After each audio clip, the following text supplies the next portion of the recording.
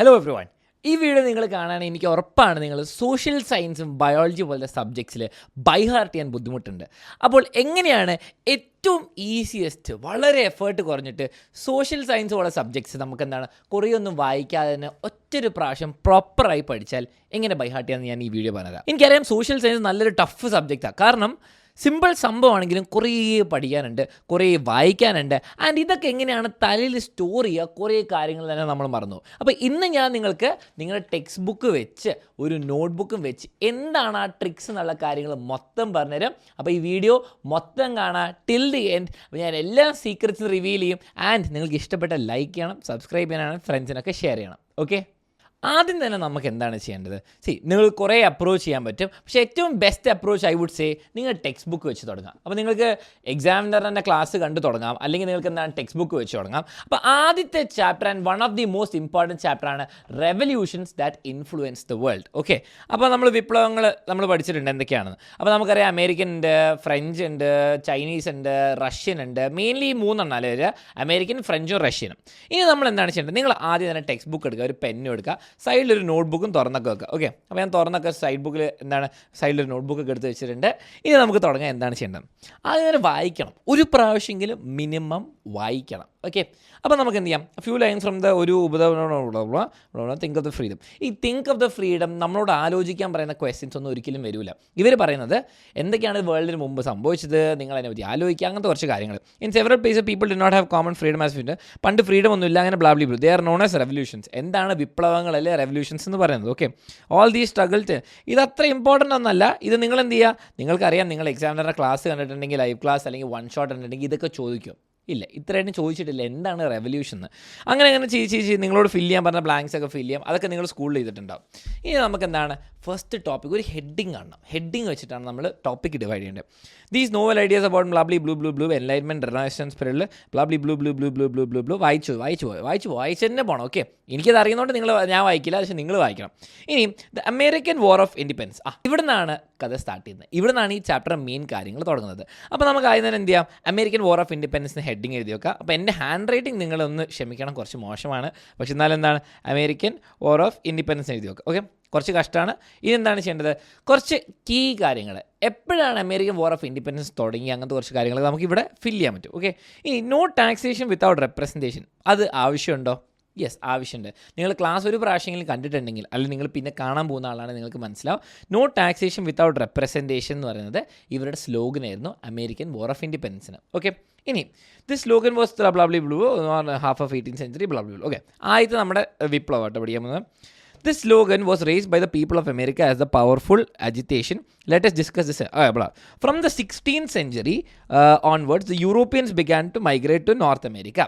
ഇത് വെറുതെ പറഞ്ഞ കാര്യമല്ല. അപ്പോൾ നമുക്ക് ആദ്യത്തെ പോയിന്റ്. ഓക്കെ, ഇതിവിടെ കീ വേർഡ്സ് ആണ് ഓർക്കേണ്ടത്. നിങ്ങൾ ഈ സെൻറ്റൻസ് അതേപോലെ ബൈ ഹാർട്ട് ഇതിവിടെ എഴുതുന്നതിൽ പോയിന്റ് ഇല്ല, അതിന് ടെക്സ്റ്റ് ബുക്ക് ഉണ്ട്. അപ്പോൾ നിങ്ങൾ എന്ത് ചെയ്യുക? ഫസ്റ്റ് കാര്യം ഫ്രം ദ അങ്ങനത്തെ വാക്കുകളൊന്നും വേണ്ട, 16th century. അപ്പോൾ എന്താണ് 16th century? Okay, 16th century എന്താ സംഭവിച്ചതെന്ന് മാത്രം എഴുതി വെക്കാം. Onwards Europeans began to migrate to North America. അപ്പോൾ എന്താണ് മൈഗ്രേഷൻ നടന്നു. ആരാണ് നോർത്ത് അമേരിക്കയിലേക്ക് വന്നത്? യൂറോപ്യൻസ്. നിങ്ങൾ രീതിയിൽ എഴുതുക, യൂറോപ്യൻസ് നോർത്ത് അമേരിക്കയിലേക്ക്. ഞാൻ നോർത്ത് അമേരിക്ക ഞാൻ തൽക്കാലം ഇടുന്നു. നോർത്ത് അമേരിക്കയിലേക്ക് മൈഗ്രേറ്റ് ചെയ്ത് 16th century. എനിക്കത് മനസ്സിലായി. ഒരു കീ പോയിന്റ്, ഒരു സെൻറ്റൻസ് ഇത് വെച്ച് ഫോം ചെയ്യാൻ പറ്റുമോ? ധാരാളം. ഇനി നോക്കുക, the major aim of migration was to exploit the resources. എന്താണ് എക്സ്പ്ലോയ്ഡ് റിസോഴ്സസ്? എന്തിനാണ് ഇവർ വന്നത്? ടൂറ് കാണാൻ വേണ്ടിയിട്ടാണ്? അല്ല, എക്സ്പ്ലോയ്ഡ് റിസോഴ്സസ്. അപ്പോൾ ഇവിടെയാണ് തുടക്കം എന്നൊക്കെ നമുക്ക് മനസ്സിലാക്കാം. Okay, exploited resources by the 18th century. ഇനി അടുത്ത ഡേറ്റ് തുടങ്ങി. ഓക്കെ, 18th century ആയി. 18th century എന്താ സംഭവിച്ചത്? England had establish 13 colonies. England 13 colonies establish ചെയ്തു eastern coast of North America. അപ്പോൾ നമുക്ക് എന്ത് ചെയ്യാം? ഇംഗ്ലണ്ടിൽ നിന്ന് എടുക്കാം. ഇംഗ്ലണ്ട് നമ്മുടെ സ്ഥിരം പരിപാടി തുടങ്ങി. എന്താണ് 13 colonies എന്താണ് എസ്റ്റാബ്ലിഷ് ചെയ്തു. ഇത്ര എഴുതി. അപ്പോൾ ഇത്രയും പോയിൻറ്റ്സ് നമ്മൾ നോട്ട് ചെയ്ത് വെച്ചു. ഇതൊരു പ്രാവശ്യം വായിച്ച് എഴുതുമ്പം ഞാൻ ഗ്യാരണ്ടി ചെയ്യാം നിങ്ങളുടെ തലേനുള്ളൊരു വേറെ തന്നെ ലെവൽ രജിസ്ട്രേഷൻ ആയിരിക്കും. പൊതുവേ എല്ലാവർക്കും എന്താ സംഭവിക്കുക? എല്ലാവരും ഇത് വായിക്കും, മറക്കും, അണ്ടർലൈൻ ചെയ്തു. പിന്നെ ടെക്സ്റ്റ് നോക്കുമ്പോൾ പുതിയ കാര്യമാണല്ലോ. അല്ല, നിങ്ങൾ ചെയ്യേണ്ടതെന്ന് വെച്ചാൽ അണ്ടർലൈൻ ചെയ്ത കാര്യം എഴുതുക. എഴുതി വെച്ച് നിങ്ങളുടെ തലേനുള്ള അങ്ങനെ ഒരു വേറെ തന്നെ ലെവൽ രജിസ്ട്രേഷൻ ആവും കേട്ടോ. കാരണം റീഡിംഗ് ഉണ്ട്, അത് റൈറ്റിംഗ് ഉണ്ട്. അത് ബോധത്തോടെ റൈറ്റ് ചെയ്യാൻ പറ്റുള്ളൂ. വായിക്കുന്നത് ബോധമില്ലാണ്ട് നമുക്ക് വായിക്കാം. നമ്മളിങ്ങനെ ബള ബള ബള ബള ബള ബള. പക്ഷേ എഴുതുമ്പോൾ എപ്പോഴും നമ്മൾ ബോധത്തോടെ പറ്റുള്ളൂ. അപ്പോൾ നിങ്ങൾ ആക്റ്റീവ് മൈൻഡോടെയാണ് ചെയ്യുന്നത്. ഇനി അടുത്ത് നോക്കാം, മൈഗ്രേഷൻ ടു അമേരിക്ക, ക്രിസ്റ്റഫർ കോളംബസ്. അപ്പോൾ നിങ്ങൾ പഠിച്ചവരാണെങ്കിൽ നിങ്ങൾക്കറിയാം എക്സാമിന് ഒരിക്കലും മൈഗ്രേഷൻ ടു അമേരിക്കേൻ്റെ ക്വസ്റ്റ്യൻസ് പൊതുവേ വരാത്തൊരു ക്വസ്റ്റ്യൻ. ഓക്കെ, ക്രിസ്റ്റഫർ കൊളംബസ് ചോദിക്കാം. അപ്പോൾ ചില പെട്ടികൾ ഇമ്പോർട്ടൻ്റ് അല്ല, ചിലതല്ല. അപ്പം എനിക്കിത് അറിയുന്നതുകൊണ്ട് ഞാൻ ക്ലാസ് കണ്ടു, എനിക്കറിയാം ഇതൊന്നും ചോദ്യം വരാത്തതുകൊണ്ട് ഞാൻ എന്താണ് ക്രോസ് ഇടുന്നു, പഠിക്കണ്ട. ഓക്കെ, അപ്പോൾ നിങ്ങൾ ടീച്ചറും സ്കൂളിൽ നിന്നും കൂടി പറഞ്ഞിട്ടുണ്ടാവും. ഇനി the British treated American colonies as a centre for collecting raw materials. അപ്പോൾ എന്താണ് ബ്രിട്ടീഷ് എന്താണ് ചെയ്തത്, എങ്ങനെയാണ് എക്സ്പ്ലോയ്റ്റ് ചെയ്തത് കോളനീസ് ആസ് കളക്ടിങ് റോ മെറ്റീരിയൽസിനും industry and market for selling these products. അപ്പോൾ എന്താണ് എങ്ങനെയാണ് എക്സ്പ്ലോയ്റ്റ് ചെയ്തത്, നമുക്ക് കളക്ടിങ് റോ മെറ്റീരിയൽസ്. അപ്പം കളക്ടിങ് ആ സെൻറ്റൻസ് ഗ്രാമർ ഒന്നും അല്ല ഇവിടെ നോക്കണ്ടേ, raw materials, collecting raw materials അത്രയൊക്കെ മതി. ആൻഡ് സെല്ലിംഗ് ഫോർ എന്താ market for selling their products. അപ്പോൾ അവരെ പ്രോഡക്റ്റ്സ് സെല് ചെയ്യാൻ വേണ്ടിയിട്ടും ഇതൊക്കെ എഴുതി വെച്ചു. The policy implemented with the British merchants with the help of their motherland in the American colonies.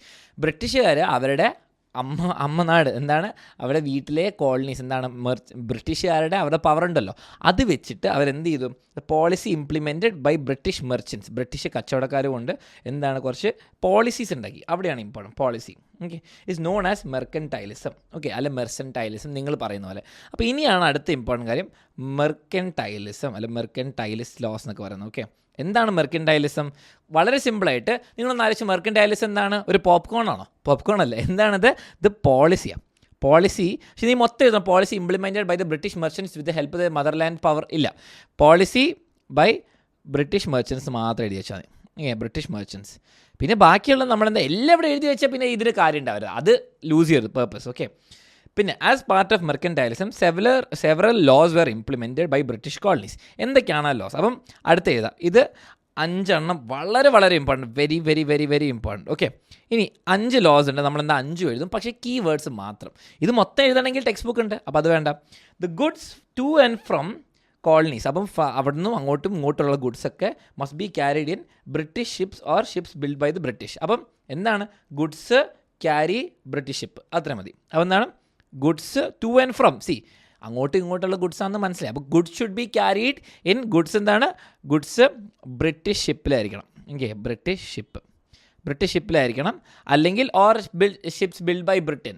അത് എഴുതിയില്ലെങ്കിലും ഒരു ടീച്ചർ മാർക്ക് കുറയ്ക്കാൻ പോകുന്നില്ല. പക്ഷേ ബ്രിട്ടീഷ് ഷിപ്പിലാണ്, സംഭവം ക്ലിയർ ആണല്ലോ, ഇവരെങ്ങനെ എക്സ്പ്ലോയിറ്റ് ചെയ്തതെന്ന് അത് മനസ്സിലായി കഴിഞ്ഞു. ഇനി അടുത്തത് ദ ബ്രിട്ടീഷ് സ്റ്റാമ്പ്, അതാണ് important, must be fixed in all legal documents, news paper, pamphlets. Okay, അടുത്തത് എന്താണ്, ബ്രിട്ടീഷ് സ്റ്റാമ്പ് എവിടെയൊക്കെ വേണം, ലീഗൽ ഡോക്ക് നിങ്ങളുടെ ഇഷ്ടമുള്ള ഷോർട്ട് ഫോംസ് ഉണ്ടായിക്കോ, ന്യൂസ് പേപ്പർ, ലൈസൻസ്, അത്ര മതി. 3 4-5 എക്സാമ്പിൾ ഒന്നും പിന്നെ എക്സെട്ര നമുക്ക് എഴുതാം. 3 ഉണ്ടെങ്കിൽ സ്റ്റാൻഡേർഡ് സെറ്റ്. ഇനി അടുത്തെന്താണ്, ഇമ്പോർട്ട് ടാക്സ് എഴുതുക. അപ്പോൾ ഇത് എഴുതാം. ഇവിടെ നമുക്ക് എന്തൊക്കെയാണ് വേണ്ടതെന്ന് അറിയാം, sugar, wool, cotton exported to England only. ചില സാധനങ്ങൾ ഷുഗർ, കോട്ടനൊക്കെ എക്സ്പോർട്ട് ഒള്ളി ഇംഗ്ലണ്ടിലേക്ക് എക്സ്പോർട്ട് ചെയ്യാൻ പറ്റുള്ളൂ. പിന്നെ എന്താണ്, colonies must provide for the quarters ബ്ലാബ്ലി ബ്ലൂ. ഇതൊക്കെ എഴുതി വെക്കുക, ഒരു ഇമ്പോർട്ടൻറ്റ് കാര്യം. അപ്പോൾ നിങ്ങൾ എന്താണ്, ഇപ്പം നിങ്ങൾക്ക് മെർക്കൻടൈലിസ് ലോ വരെയുള്ള ഇത്രയും ചെറുതാക്കി കിട്ടി, 2-3 പേജ് ടെക്സ്റ്റ് ബുക്കിലുള്ള നിങ്ങൾക്ക് ഇത്രയും ചെറുതാക്കി കിട്ടി. ഇനി നിങ്ങൾ ആലോചിക്കണം, മെർക്കൻടൈലിസ് ലോ പഠിച്ചു, അല്ലെ മെർക്കൻടൈലിസോ അല്ലെ മെർസാൻഡിലിസോ എന്ത് വേണം നിങ്ങൾ വിളിച്ചോ അതിനെ. ഇനി ഇവിടെ നിന്ന് എന്താ ചോദിക്കുക, എന്താണ് മെർക്കൻടൈലിസം? നിങ്ങൾക്കറിയാം, ചിലപ്പം ചോദിക്കും മെർക്കൻടൈലിസ് ലോ എന്താണെന്ന് ചോദിക്കും. ഡയറക്റ്റായിട്ട് പോയിൻ്റ് 5 എഴുതി വെക്കാം, സിമ്പിളായിട്ട്. 5-ൽ 6ാമത്തെ പോയിൻ്റ് ഇവിടെ ഡെഫിനിഷൻ ഉണ്ട്, അത് എഴുതി വെക്കാം. ഇനി ചോദിക്കും എങ്ങനെയാണ് അമേരിക്കൻ വാർ ഓഫ് ഇൻഡിപെൻഡൻസ് തുടങ്ങിയത്? കാരണം നമ്മൾ അമേരിക്കൻ വാർ ഓഫ് ഇൻഡിപെൻഡൻസ് തുടക്കമാണ് പറയുന്നത്. എന്തുകൊണ്ടാണ് ഇങ്ങനെ മെർക്കൻടൈലിസം ലോ ആക്കുകയാണ്, എക്സ്പ്ലോയിറ്റേഷനാണ്. അപ്പോൾ നിങ്ങൾ അടുത്തേൽ കാണും, ഇനി തുടങ്ങുകയാണ് അമേരിക്കൻ വാർ ഓഫ് ഇൻഡിപെൻഡൻസ് തുടങ്ങാം. നിങ്ങൾ കാണുന്നത് ഇതൊക്കെ പ്രശ്നങ്ങളാക്കി ബോസ്റ്റൺ ടീ പാർട്ടി, പിന്നെന്താണ് ഇപ്പോൾ ആൾക്കാർക്ക് മനസ്സിലായി ഇനി ഇത് ശരിയാവില്ല. 1744 പ്രൊട്ടസ്റ്റ് ഒക്കെ തുടങ്ങി. ഇനി നിങ്ങൾക്ക് ഫസ്റ്റ് വാർ ഓഫ് ഇൻഡിപെൻഡൻസ് ഉണ്ട്, സെക്കൻഡ് വാർ ഓഫ് ഇൻഡിപെൻഡൻസ്. അപ്പോൾ എന്താണ് ഇത്ര എഴുതി, ഫസ്റ്റ് വാർ ഒരു പേജ് ഇതാ, ഈ പേജും കൂടെ, സെക്കൻഡ് വാർ ഇതാ ഇവിടെ പകുതി പേജായി, പിന്നെ അതിൻ്റെ റിസൾട്ട്, ഇത് കാരണം എന്തൊക്കെ ഉണ്ടായി എന്നുള്ള ബാക്കി റിസൾട്ട് വരും. അതും കൂടി കഴിഞ്ഞാൽ എന്താണ് അമേരിക്കൻ വാർ ഓഫ് ഇൻഡിപെൻഡൻസ് കഴിഞ്ഞാൽ. അപ്പോൾ നോക്കിയേ, നിങ്ങൾ ടെക്സ്റ്റ് ബുക്കിൽ നോക്കാം 1, 2, 3, 4, പിന്നെ വരുന്നത് 5 പേജസ് എടുത്ത ഒരു വലിയ റെവല്യൂഷൻ നിങ്ങൾ വെറും 2 സൈഡിൽ തീർത്തു. ഓക്കെ, ഇത്രേ വരുള്ളൂ. ഇവിടെ ഉണ്ടാവും ഡീറ്റെയിൽസ്, ഇവിടെ ഉണ്ടാവും ഡീറ്റെയിൽസ്. ഇതിൻ്റെ ഗുണം എന്താണ്? ഫസ്റ്റ് കാര്യം നിങ്ങൾ ടെക്സ്റ്റ് ബുക്ക് വായിച്ചു, സെക്കൻഡ് കാര്യം നിങ്ങൾ ബോധത്തോടെ ഇതിനെ പോയിൻറ്റ്സ് എഴുതി വെച്ചു. നിങ്ങൾ ബോധത്തോടെ ഓരോന്ന് പോയിൻറ്റ്സ് ഷോർട്ടൻ ചെയ്യാൻ നോക്കുമ്പോൾ നിങ്ങളുടെ ബ്രെയിൻ പ്രോസസ്സ് ചെയ്യുന്നുണ്ട് ഇൻഫർമേഷൻ. ഇപ്പോൾ നിങ്ങൾ തിരിച്ചു വന്നിട്ട് ഗുഡ്സ് ബ്രിട്ടീഷ് ഷിപ്പ്, അപ്പോൾ എന്താണ് ഗുഡ്സൊക്കെ ബ്രിട്ടീഷ് ഷിപ്പിൽ കൊണ്ടുപോകാൻ പാടുള്ളൂ എന്നാണ് നമുക്ക് മനസ്സിലായി. അല്ലാണ്ട് ഗുഡ്സ് വണ്ടി ബ്രിട്ടീഷ് ഷിപ്പിൽ ബ്രിട്ടൻ അങ്ങനെയൊന്നും ഇല്ല. സിമ്പിളായിട്ട് മനസ്സിലായി. പിന്നെ നിങ്ങൾ നോക്കിയേ 16th century യൂറോപ്യൻസ് ആരോമാർക്ക് നോർത്ത് അമേരിക്കയിലേക്ക് വന്നു മൈഗ്രേറ്റ് ചെയ്തു എന്ന് എഴുതാം. അങ്ങനെ മതി, ഇത്രയും പോയിന്റ്സ് മതി, ഇതിനെക്കാട്ടും വലുതൊന്നും വേണ്ട. അപ്പം ഇതൊന്ന് സെൻറ്റൻസ് ആക്കാനുള്ള ലോജിക്ക് ആയിരിക്കും. അപ്പം മെർക്കൻറ്റൈലിസ്റ്റ് എന്താണ്? Policy by British merchants. എന്തിനായിരിക്കും? എക്സ്പ്ലോയിറ്റ് ചെയ്യാൻ വേണ്ടിയിട്ട്. അതാണുള്ള കഥ മൊത്തം. അപ്പോൾ അങ്ങനെയാണ് പഠിക്കേണ്ടത്. അപ്പോൾ നിങ്ങളെന്താണ്? American language. അതുപോലെ തന്നെ എന്താണ്? ഫ്രഞ്ച് റെവല്യൂഷൻ തുടങ്ങുമ്പോൾ എന്തൊക്കെയാണ്? അതിന് തന്നെ ഓട്ടോക്രാറ്റിക് റൂളേഴ്സ് വേർ സ്ക്വാണ്ടേഴ്സ്. അത് എഴുതി വെക്കുക. അതെന്തോ ഇമ്പോർട്ടൻ്റ് ആണെന്ന് തോന്നുന്നു. In France 9/10 of the population divide by അത് നമുക്ക് വേണമെന്നില്ല, ചോദിക്കാറില്ല. എന്താ സോഷ്യൽ ഇനീക്വാളിറ്റി ദാറ്റ് എക്സിസ്റ്റഡ് എന്തൊക്കെയാണ് പറയുക. പിന്നെ ഏറ്റവും ഇമ്പോർട്ടൻറ്റ് നിങ്ങൾ കാണുന്ന ഈ 3 എസ്റ്റേറ്റ് ഫ്രഞ്ച് സൊസൈറ്റി, അതിനും കീ പോയിന്റ്സ് എഴുതി വെക്കാം. അത് എഴുതി കഴിഞ്ഞാൽ ഐഡിയോളജീസ് ഹെഡിങ് എഴുതുക. എന്നാലും വെറുതെ എല്ലാം എഴുതുന്ന ടെക്സ്റ്റ് ബുക്ക് ഉണ്ട്. അപ്പോൾ നിങ്ങൾ നോക്കിയേ, വോൾട്ടയർ എന്താണ് പറഞ്ഞത്? റിഡിക്യൂൾഡ് എക്സ്പ്ലോയിറ്റേഷൻ ഓഫ് ക്ലർജി, എക്സ്പ്ലോയിറ്റേഷനെ കളിയാക്കി. റോസോ ആൻഡ് മോണ്ടെസ്ക്, അതൊക്കെ എഴുതി വെക്കുക. 3 പേരുകളിലിട്ടി ഇതും കിട്ടി. എല്ലാവരും മൊത്തം എഴുതാൻ സമയം പോകും. ഈ തേർഡ് എസ്റ്റേറ്റ് സ്റ്റേക്സിൽ ഇവിടെയാണ് തുടങ്ങുന്നത്. തേർഡ് എസ്റ്റേറ്റ് എന്താണ് ചെയ്തത്?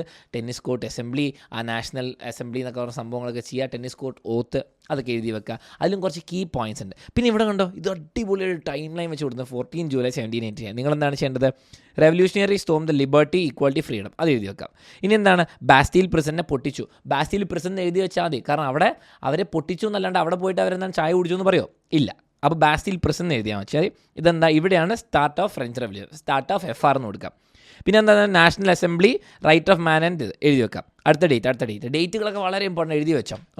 ഇനി എന്താണ് വേണ്ടത്? അടുത്തത് from France to other nations. അതോടെ ഫ്രാൻസിൻ്റെ റിസൾട്ടായി. ഫ്രാൻസ് കാരണം ബാക്കിയുള്ളിടത്ത് എന്തൊക്കെ സംഭവിച്ചു, എങ്ങനെ ഇൻസ്പയർ ചെയ്തു. അങ്ങനെ ചാപ്റ്ററിൻ്റെ പകുതിനേക്കാളും കൂടുതൽ ഭാഗം കഴിഞ്ഞു. ഇങ്ങനെ ഓരോന്ന് എഴുതുക. അങ്ങനെ എഴുതി കഴിഞ്ഞാൽ നിങ്ങൾക്ക് ചെയ്യാൻ പറ്റും. പക്ഷേ ബോധത്തോടെ എഴുതണം, കുറച്ച് ബോധത്തോടെയൊക്കെ വായിക്കുക. അങ്ങനെ നിങ്ങൾക്ക് സോഷ്യൽ സയൻസ് അല്ലെങ്കിൽ ബയോളജി എന്ന് പറഞ്ഞാൽ ബൈ ഹാർട്ട് ചെയ്യുന്ന സബ്ജക്ട്സ് ഒക്കെ തീർക്കാം. ഈ ക്ലാസ്സിൻ്റെ 1 ഷോട്ട് ലിങ്കോ അല്ലെങ്കിൽ ക്ലാസ്സിൻ്റെ ലൈവ് ക്ലാസ് ഒക്കെ വേണമെങ്കിൽ എല്ലാം ഈ ചാനലിലുണ്ട്. അപ്പോൾ നിങ്ങൾ സബ്സ്ക്രൈബ് ചെയ്യുക, അതൊക്കെ നിങ്ങൾക്ക് കിട്ടും. അതും കൂടി കഴിഞ്ഞാൽ പിന്നെ നിങ്ങൾ മക്കളെ ഒന്നും മറക്കണ്ട, ഫുൾ A+ കിട്ടും. കാരണം അവിടെ നമ്മൾ പ്രീവിയസ് ഇയറിൽ എല്ലാ ക്വസ്റ്റ്യൻസും ഡിസ്കസ് ചെയ്യും. നിങ്ങൾക്ക് വേണ്ടിയിട്ട് കുറേ ഡൗട്ട്സ് സോൾവ് ചെയ്യും. എല്ലാ ക്വസ്റ്റ്യൻ ആൻസറും നമ്മൾ ചെയ്യും. അപ്പോൾ നിങ്ങൾ വൈ സീസൺസ് ചേഞ്ച്, ഈ ചോദ്യത്തിനുള്ള ഉത്തരം ഇവിടെ എവിടെയെങ്കിലും ഉണ്ടാവും. എവിടെ നിന്നാണ്? ടിൽട്ട് ഓഫ് ദി ആക്സിസ്, 23.5 ഡിഗ്രിയിൽ ടിൽട്ട് ഉള്ളതുകൊണ്ടാണ് സീസൺസ് എക്സ്പീരിയൻസ് ചെയ്യുന്നത്. ഇനി ആ എക്സ്പീരിയൻസ് ചെയ്യുന്നത് നമ്മളെന്താ? Seasons and apparent movement of the sun എന്ന് പറയും. അതെന്താണെന്ന് പറയാം. അപ്പോൾ ഓരോന്ന് അണ്ടർലൈൻ ചെയ്യുക. ഇവിടെ കുറച്ചുകൂടി പോയിന്റ് ആയിരിക്കും. ഹിസ്റ്ററിയിൽ കുറച്ചുകൂടി കഥയാണെങ്കിൽ ഇവിടെ എന്താണ്? പോയിന്റ്സ് ആയിരിക്കും. 23 ഡിഗ്രിയിൽ റിവോൾവ് ചെയ്യുന്നുണ്ട്. ഇതിനെ പാരലിസ് എന്ന് പറയും, അപ്പാരൻറ്റ് ഷിഫ്റ്റ് ഓഫ് സൺ എന്ന് പറയും. ഇത് കാരണം എന്താണ്? സീസൺസ് ചേഞ്ച് ചെയ്യും. ഇത്രയുള്ള പഠിക്കാൻ. അത് കഴിഞ്ഞാൽ നോക്കിയാൽ ചില ദിവസങ്ങളുണ്ട് ഏറ്റവും കൂടുതൽ വലുത്, ഏറ്റവും ചെറിയ വലുപ്പം, ഡയഗ്രാം വരയ്ക്കുക. അപ്പോൾ അത് കഴിഞ്ഞിട്ട് എന്താണ്? പിന്നെ എപ്പോഴാണ് സമ്മർ, വിൻ്റർ എന്നൊക്കെ പറഞ്ഞ സിമ്പിൾ സംഭവം. ഡയഗ്രാമും ഈ പെട്ടിയാണ് ഏറ്റവും ഇമ്പോർട്ടൻറ്റ്. നിങ്ങൾ ഈ കാണുന്ന പെട്ടി ഈസ് വെരി ഇമ്പോർട്ടൻറ്റ്. ഈ പെട്ടി അങ്ങനെ തന്നെ പഠിക്കുക. പക്ഷേ നിങ്ങളെന്താണ്? കുറച്ചുകൂടി ചെറുതാക്കി എഴുതുക. നോർത്തേൺ ഹെമിസ്ഫിയർ മാത്രം മതി, സദേൺ വേണ്ട. നിങ്ങളുടെ സ്കൂളിൽ പറഞ്ഞിട്ടുണ്ടാവും. ഇനി നോക്കിയേ, ഉത്തരായണം ദക്ഷിണായണം 2 ലൈനിൽ തീർക്കാൻ മതി ഇത്രയും വലിയ പാരഗ്രാഫ്. അപ്പോൾ ക്ലാസ് എൻ്റെ കണ്ടിട്ടില്ലെങ്കിൽ കാണുക, അതിൽ ഞാൻ പറയുന്നുണ്ട്. ഇനി rotation and calculation of time ഒന്നുമില്ല. ഇവിടെ ആകെ നിങ്ങൾക്ക് പഠിക്കാനുള്ളത് 1 ഡിഗ്രി ലോഞ്ചിറ്റ്യൂഡ് അങ്ങോട്ടും ഇങ്ങോട്ട് പോയാൽ 4 മിനിറ്റാണ്. റൈറ്റിലേക്ക് പോയാൽ 1 ഡിഗ്രി ഈസ്റ്റാണ് 4 മിനിറ്റ് ഫ്യൂച്ചർ അല്ലെങ്കിൽ എന്താണ്? ഫ്രണ്ടിലേക്ക് പോകുന്നു. അപ്പോൾ ഈസ്റ്റിലേക്ക് പോകുന്തോറും നിങ്ങളുടെ മാപ്പിൽ ഈസ്റ്റിലേക്ക് 1 ഡിഗ്രി പോയാൽ 4 മിനിറ്റാണ് വരിക. അപ്പോൾ 15 ഡിഗ്രി എന്ന് പറയുമ്പോൾ എന്താ? 15 ഡിഗ്രി ഈസ്റ്റ് എന്ന് പറയുമ്പോൾ 1 മണിക്കൂർ മുന്നിലാണ്, 1 hour ഫോർവേഡ്. അപ്പോൾ ഈസ്റ്റിൻ്റെ സംഭവം ഒന്നും വേണ്ട, നിങ്ങൾക്ക് മനസ്സിലാവും. പിന്നെ എന്താണ്? ഒരു ഗ്രെനിച്ച് മെറിഡിയൻ ടൈം ഉണ്ട്. അപ്പോൾ ടൈമൊക്കെ കാൽക്കുലേറ്റ് ചെയ്യുന്നുണ്ട്. പിന്നെ ഗ്രെനിച്ച് GMT ഉണ്ട്, ടൈം സോൺ, സ്റ്റാൻഡേർഡ് ടൈം, ഇന്ത്യൻ്റെ സ്റ്റാൻഡേർഡ് ടൈം. അതും കൂടി ഇതൊന്നും കുറേ ഫില്ല് ചെയ്യേണ്ട ആവശ്യമില്ല. ഇൻ്റർനാഷണൽ ഡേറ്റ് ലൈൻ അതോടെ ചാപ്റ്റർ കഴിഞ്ഞു. ഇൻ്റർനാഷണൽ ഡേറ്റ് ലൈൻ എന്ന് പറയുമ്പോൾ അവിടെ ഒരു ലോഞ്ചിറ്റ്യൂഡ് ഉണ്ട്. അത് പ്രത്യേകമായിട്ട് എന്താണ്? സൈഡൊക്കെ മാറ്റി ഒരു കൺട്രീൻ്റെ കൂടെ ക്രോസ് ചെയ്യേണ്ടത്. കാരണം ഇപ്പുറത്തെ ഒരു ദിവസമായിരിക്കും, ഇപ്പുറത്തെ വേറെ ദിവസമായിരിക്കും. അത് അവോയ്ഡ് ചെയ്യാൻ വേണ്ടിയിട്ട് അതോടെ കഴിഞ്ഞു. Chapter is over. ഇത്രയേ ഉള്ളൂ. ഇന്ത്യൻ്റെ IST എന്താണ്? 5:30. GMT-നെക്കാട്ട് 5.5 മണിക്കൂർ മുന്നിലാണ്. അത്രേ ഉള്ളൂ. അപ്പോൾ നിങ്ങളുടെ പോയിന്റ്സ് ഇവിടെ ഉണ്ടാവും, ബുക്ക് ഉണ്ടാവും, ഇതുണ്ടാവും. 2 പേജ്, 2 ഒരു 4 പേജിൽ ഒരു ചാപ്റ്റർ ചെയ്യും, അടുത്ത 4 പേജിൽ ഒരു ചാപ്റ്റർ ചെയ്യും. അപ്പോൾ 40 പേജിൽ നിങ്ങളുടെ ബ്യൂട്ടിഫുള്ളായ നോട്ട്സ് ഉണ്ട്. വേറെ എവിടെയും നിങ്ങൾക്ക് ഉപയോഗിക്കേണ്ട. ഇനി നിങ്ങൾക്ക് കൂടുതൽ ഡീറ്റെയിൽഡ് ആയ നോട്ട്സ് വേണമെങ്കിൽ, ടെക്സ്റ്റ് ബുക്കിന് അത്രയും ഡീറ്റെയിൽ അല്ല, പക്ഷേ ഇമ്പോർട്ടൻ്റ് ആയിട്ട് മാത്രം വേണമെങ്കിൽ എക്സാമിൻ്റെ ക്ലാസ്സിന് നോട്ട്സും ഫ്രീ ആയിട്ട് കിട്ടും. അതും ഡൗൺലോഡ് ചെയ്താൽ മതി. സോ ഇങ്ങനെ നിങ്ങൾ പഠിച്ചാൽ ഞാൻ ഗ്യാരണ്ടിയാണ്. നിങ്ങളിപ്പോൾ പോയി നോക്കുക, പേപ്പർ എടുത്ത് നോക്കുക. ഞാൻ തന്നെ 16th century യൂറോപ്യൻസ് വന്ന് മൈഗ്രേറ്റ് ചെയ്ത് അമേരിക്കയിലേക്ക്, പിന്നെ അവിടുത്തെ എക്സ്പ്ലോയിറ്റ് ചെയ്ത് റിസോഴ്സസ്. പിന്നെ എന്താണ്? 18th century ഇംഗ്ലണ്ട് വന്നിട്ട് 13 കോളനീസ് ഉണ്ടാക്കി. ഇനി എന്താണ്? കളക്ട് ചെയ്തു raw material, selling for their market. അവരുടെ മാർക്കറ്റ് എന്താണ്? സെല്ലിംഗ് ഫോർ ദെയർ എന്താണ്? പ്രോഡക്ട്സ്. പിന്നെ മെർക്കൻടൈലിസ് ലോ വന്നു. മെർക്കൻടൈലിസ് ലോ അവരെന്താണ് ബ്രിട്ടീഷ് മെർച്ചൻസ് ഇവരെ എക്സ്പ്ലോയിറ്റ് ചെയ്യാൻ വേണ്ടിയിട്ടുള്ളതാണ്. പിന്നെ എന്താണ് ഫസ്റ്റ് പോയിന്റ്, ഇത് വായിച്ചു പോയാൽ മതി, നിങ്ങൾ ബൈഹാർട്ട് ചെയ്യണ്ട. ബൈഹാർട്ട് ചെയ്യാനായാലും അതും പിന്നെ മെല്ലെ പറ്റും. സെക്കൻഡ് എന്താണ്, ഗുഡ്സ് ബ്രിട്ടീഷ് ഷിപ്പിലേ പറ്റുള്ളൂ. സെക്കൻഡ് ബ്രിട്ടീഷ് സ്റ്റാമ്പിൽ എല്ലാത്തിലും വേണം, ലീഗൽ പേപ്പേഴ്സിലും ന്യൂസ് പേപ്പറിലൊക്കെ വേണം. പിന്നെ എന്താ മനസ്സിലായി, കോട്ടൺ വൂൾ അത് പറയാം, ഇമ്പോർട്ട് ടാക്സ് പറയാം, പിന്നെ പേപ്പറിൻ്റെ കാര്യം പറയാം, ഇതൊക്കെ പറഞ്ഞു കഴിഞ്ഞു. പിന്നെ അവർക്ക് കോളനി പ്രൊവൈഡ് ചെയ്യണം എന്നൊക്കെ പറഞ്ഞു. അത് കഴിഞ്ഞാൽ നെക്സ്റ്റ് ടോപ്പിക്ക്. ഇപ്പോൾ ഇത്ര എഴുതിയ നിങ്ങൾക്ക് എല്ലാം ഓർമ്മയുണ്ടോ? ഇത് ഓർമ്മയുണ്ടെങ്കിൽ സെറ്റാണ്. അപ്പോൾ നിങ്ങൾ തന്നെ ഒരു മൈൻഡിലൊരു കഥ ഉണ്ടാക്കുക, ഒരു ട്രിക്ക് ഉണ്ടാക്കുക. ഇനി വേണമെങ്കിൽ നിങ്ങൾ ഫസ്റ്റ് ലെറ്റർ വെച്ചിട്ടൊരു അക്രോണിം ഒന്നേലേക്കാണ് ഗ്ലുബ അല്ലെ തപ്പടപ്പട പിപ്പിടപ്പടോ എന്നൊക്കെ പറഞ്ഞാൽ ഫസ്റ്റ് ലെറ്റർ വെച്ചൊരു ട്രിക്ക് ഉണ്ടാക്കാം മെർക്കൻടൈലിസിൽ ഓർക്കാൻ വേണ്ടിയിട്ട്. എന്താണ് 5 എണ്ണം എന്നൊക്കെ. പിന്നെ എന്ത് ക്വസ്റ്റ്യൻ ആണ് ഇവിടുന്ന് ചോദിക്കാമെന്ന് കൂടി ഒന്ന് ആലോചിക്കുക. അത്രയും ചെയ്താൽ ഞാൻ ഗ്യാരണ്ടിയാണ് നിങ്ങൾ സോഷ്യൽ ഒരു പ്രാവശ്യം ഓരോ ചാപ്റ്റർ പഠിച്ചാൽ സെറ്റായി. ആൻഡ് അവസാനം എക്സാമിൻ്റെ തലേന്നും മോഡൽ എക്സാമിന് മുമ്പ് നിങ്ങളൊന്ന് റിവൈസ് ചെയ്താൽ ഫുൾ സെറ്റാണ്. അതിനുവേണ്ടി എക്സാമിൻ്റെ ക്ലാസ് ഉണ്ട്. അപ്പോൾ നിങ്ങൾക്ക് അവിടെ നോട്ട്സ് കിട്ടും, ക്ലാസ് കിട്ടും, ആൻഡ് നിങ്ങൾക്ക് എന്താണ് ഫുൾ സെറ്റാക്കി തരാം. അപ്പം ആ ക്ലാസ്സിനൊക്കെ കണ്ടുകൊണ്ടിരിക്കുക. ആൻഡ് ഇത്രയും നിങ്ങൾ കണ്ടുകൊണ്ടെങ്കിൽ എനിക്ക് ഉറപ്പിക്കാൻ പറ്റും നിങ്ങളുടെ സോഷ്യൽ സയൻസിന് സെറ്റാവുന്നു. അപ്പോൾ സോഷ്യൽ സയൻസ് സെറ്റായി തോന്നുന്നവരൊക്കെ എന്ത് ചെയ്യുക, എല്ലാവരും കമൻറ്റ് ചെയ്യുക സെറ്റായിരുന്നു. ആൻഡ് ഈ വീഡിയോ യൂസ്ഫുൾ ആയ അതൊന്ന് അറിയിക്കുക. ആൻഡ് ഫ്രണ്ട്സിനൊക്കെ ഷെയർ ചെയ്യുക. കാരണം ഞാൻ വരെ 10th പഠിക്കുമ്പോൾ സോഷ്യൽ സയൻസ് വളരെ ടഫായിരുന്നു. മാത്സും സയൻസൊക്കെ ഡയറക്റ്റ് ആണെങ്കിൽ സോഷ്യൽ സയൻസ് വളരെ ടഫായിരുന്നു. അപ്പോൾ ഈ ട്രിക്ക് എല്ലാവർക്കും ഷെയർ ചെയ്യുക. ആൻഡ് ഒരു പ്രാവശ്യം പഠിച്ചാൽ ഇനി ഒരിക്കലും മറക്കില്ലാത്ത ബൈഹാർട്ട് ചെയ്യാൻ പറ്റുന്ന ട്രിക്കാണ്. So share with your friends and ക്ലാസ്സുകൾ മിസ് ചെയ്യേണ്ട.